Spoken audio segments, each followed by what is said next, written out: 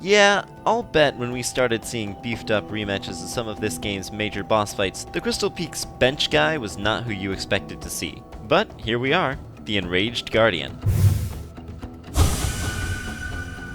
And it's weird, this is our first boss that we've fought that exclusively does 2 damage, which very much puts him in a league of his own. But it's all built on a very simple foundation. The Crystal Guardian wasn't exactly memorable for his difficulty, and now that he's enraged, not too much has actually changed. His attacks, the hand beam, the scream beams,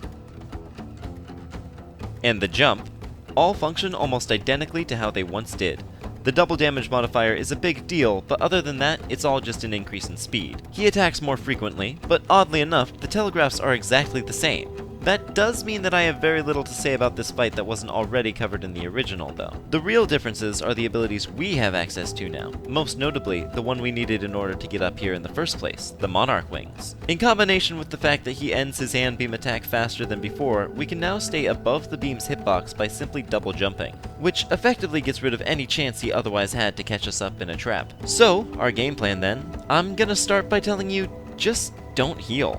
My very first time fighting this guy, I tried it all, equipping Deep Focus, Quick Focus, the Shape of Un all at once, and I still couldn't out-heal the damage he was doing to me. If there's one thing he's good at, it's preventing healing. Like Crystal Guardian, we want to land as many hits as we can as fast as possible, taking advantage of his fairly static attack patterns and his relatively low HP. Staying behind him is as good of an idea as it was with the Crystal Guardian, though this is less necessary now that we can just double jump over the hand beams. Now, how's that old adage go? Rage leads to hate, hate leads to suffering? Something like that. Anyway, the point is, the Enraged Guardian is about to suffer. Flip over to the other side, we've got the Enraged Guardian, the shining god of greed.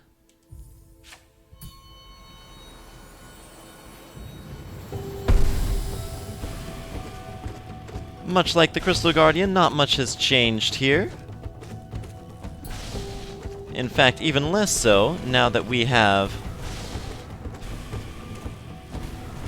our handy-dandy invincibility frames, making this one much easier. Starting on Ascended though, his HP nearly doubles. 1250 is no small potatoes, and 4 damage is not either. Like I said, many of the foes that we're going to be preparing against today deal double damage. Ow, which can cause some issues for sure. But as before, this guy really doesn't have anything too complicated to throw at us. Only 3 attacks,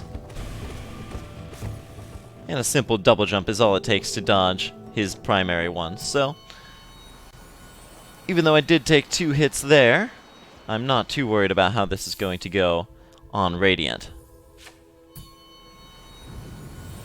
He does have those spikes up in the top corner of the arena, unlike how he did back when we fought him in the Crystal Peak.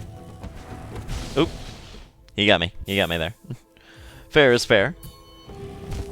Dang it. Alright, this is going to be my whole day. I also want to show off, just as a small detail, one of his possible dream dialogues there was kill it, which you may recall was very similar to the dream dialogue of one adorable miner bug, who you probably have as much fondness for as I do.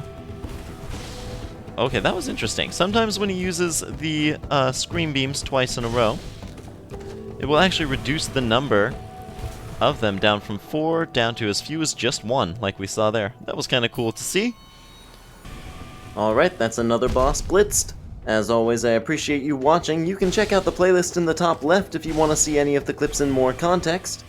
Next time we're going to seek out a more honorable fight and take on the Dung Defender.